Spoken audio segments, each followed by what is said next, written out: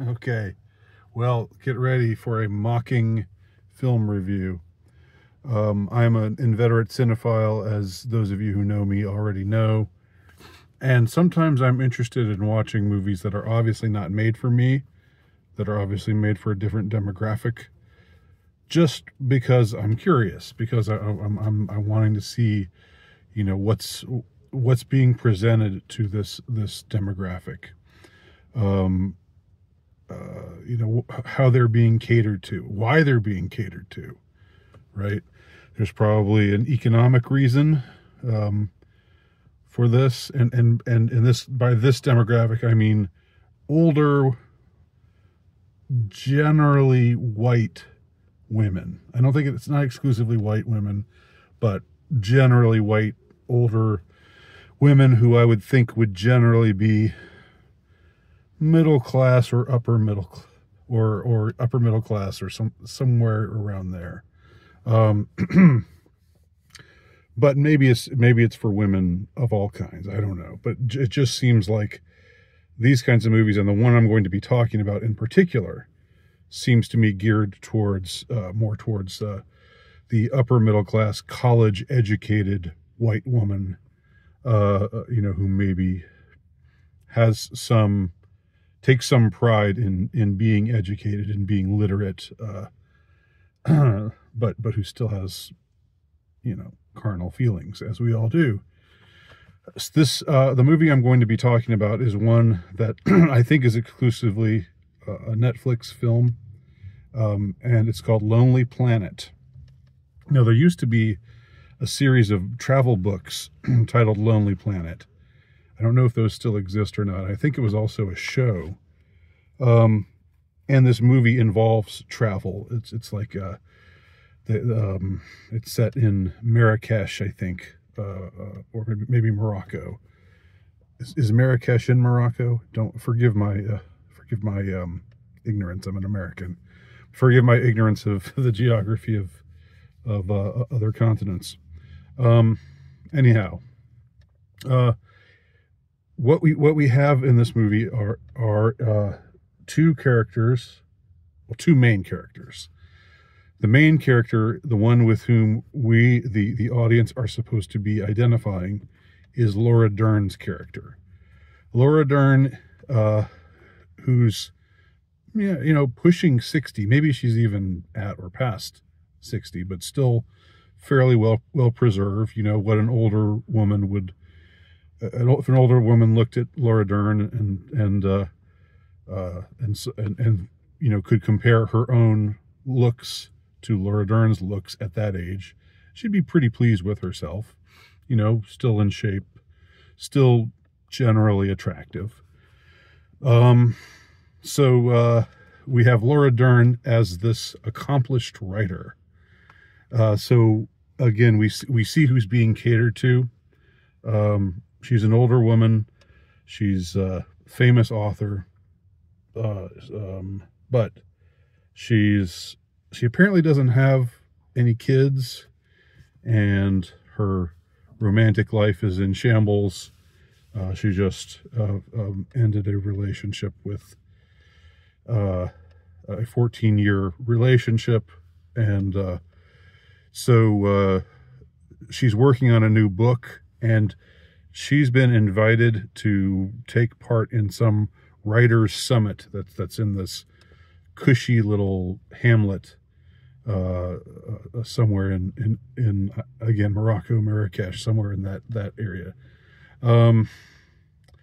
But it's set apart from the local communities. It's this ritzy hotel kind of place, or I guess like a hotel, or like a series of bed and breakfast. All the rooms are more like cabins, with all the accoutrements, and they're wined and dined every night, and they a bunch of writers, I guess, who have distinguished themselves in some way, get invited to this thing. And so she's one of the writers who's invited to this event, where they go for a week and are given time to to be by themselves, but also they get together and they have workshops and they do things and you know, go on field trips and you know, it's very, very cushy, very hoity-toity, very you know, upper echelon of the people who are acknowledged, whose authorial greatness is acknowledged in some way. But Laura Dern is different from the rest of them. She just wants to go to write her new book because she's blocked because of all the chaos at home. She's had to move out of her house because her significant other, who is a man, by the way, we don't have any suggestion of bisexuality. I guess that, you know, if the demographic were younger, if they were shooting for like 20-somethings, then you probably have to have that. But no, she seems to be perfectly straight, but she's just endured this painful breakup. So at the same time as this, you've got Liam Hemsworth. I think it's Liam. I get Liam and Chris mixed up all the time.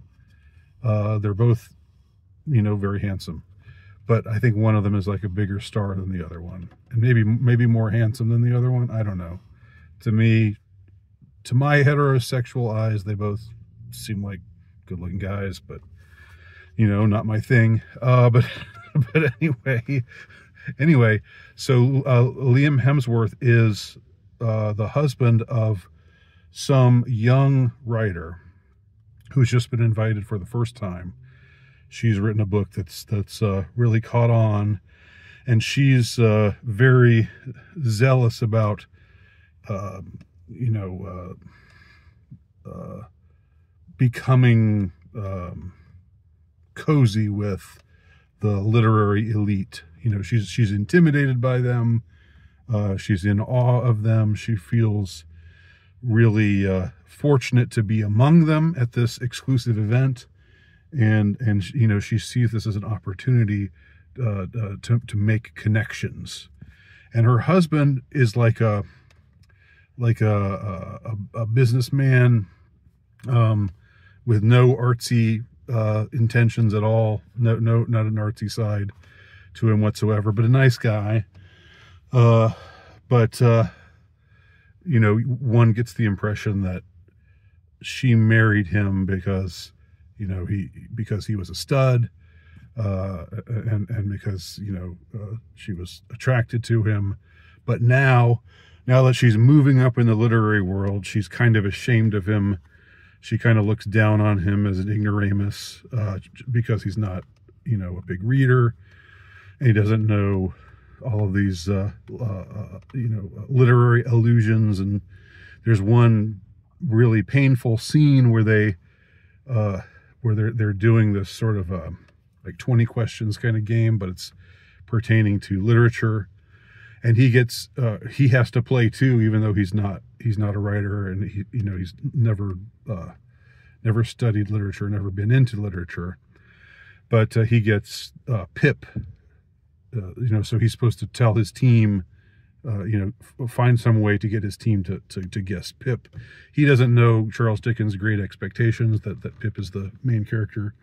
So he just tries to say, oh, there's this band, there was this, you know, this doo-wop group, this R&B group, and they had the main singer, and then the backup singers were this, you know, thinking of Gladys Knight and the Pips. But his bitch wife just gets all like, no, you're not doing it right. This is about literary works. This is not about music. And just embarrasses him, and just utterly shows her true colors. Again, this very, very painful moment, just emasculating moment. And our heroine, the older but still attractive struggling author, Laura Dern's character, recognizes his struggle, sees what's going on, and the movie contrivedly finds ways to throw them together, even though she's gone. Laura Dern's character has visited this retreat just to do work. She doesn't want to socialize. She's not into all the hobnobbing stuff. But you know, she's because she's older and she's past all that, and it's just all about the art, you know, refining her art and so forth. But I'll skip over most of what happens because it's fairly predictable. You know, there's a fairly predictable moment of infidelity. First, of course, before we see our heroine indulge in infidelity with our hero, we have to see, you know, the full unworthiness of his wife. So we find out, it eventually gets revealed to us that she's been fooling around with one of the other authors at this retreat, and after that they go off together and they have their thing. But there's this scene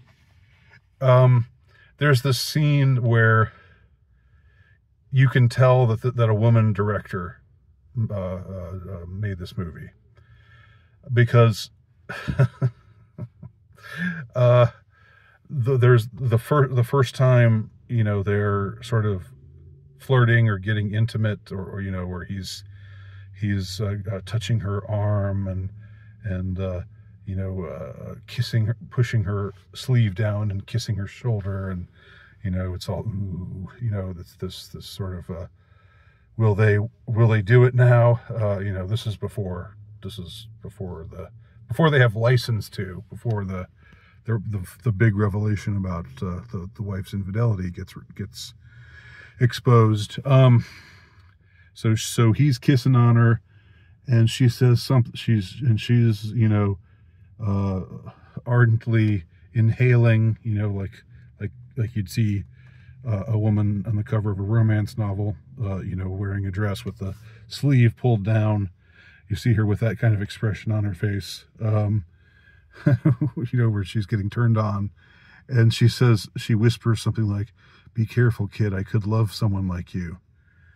And the guy, Liam Hemsworth's reaction, I think it's Liam. Don't crucify me if it's Chris, but I think it's Liam. He says, "What, kid? Did you just call me? Did you just call me kid?" And it's so unmanly. It's so he takes offense, you know, in this way that's just so womanish. Like a man's gonna care in that moment. I mean, maybe he'll say, you know, "Kid, excuse me, kid, I'm not a kid. You know, I'm almost 40 years old. You're almost 60 years old. You're older than me, but that doesn't make me a kid." But instead, he gets all, "No, I'm not a kid," and he storms off. You know, just like if you said the wrong thing to a woman at a moment like that. That's how this guy reacts. So it's so funny when they, I mean, you know, I know that there's some humor sometimes. You have these posts on social media about, oh, how men write women in this or that, and how it supposedly shows some deficiency in of men understanding what women are really like. But this was something that was it was the exact reverse. It was like, you know, it was showing this guy react in this very bitchy, feminine kind of way to, and Laura Dern's character was like the guy. She was like, "No, I didn't mean anything by that. No, don't go, baby, don't go." Like, it's just a complete gender role reversal. So that was a pretty funny scene. I think there's more that could be said about, you know, this proliferation. I don't know, it's a minor proliferation. We're seeing movies like this. We're seeing movies where an older woman has a romance with a younger man. And it's interesting to note, we're definitely not seeing the reverse, are we? Because then it would be like, ooh, that age gap. If it's an older man and a younger woman, that age, I just really don't like that age gap. That gives me the ick to see an older man with a younger lady. That's just, you know, no. But when it's an older lady, then, you know, all right, yeah. So so anyway, the movie is what it is. It's not terribly offensive. I wasn't bothered by it. You know, it was mildly entertaining, but it is interesting to see this trend proliferating now. Like what's going on right now amongst women my age or older, that's making them really gravitate towards these kinds of movies now. I don't know. Any thoughts?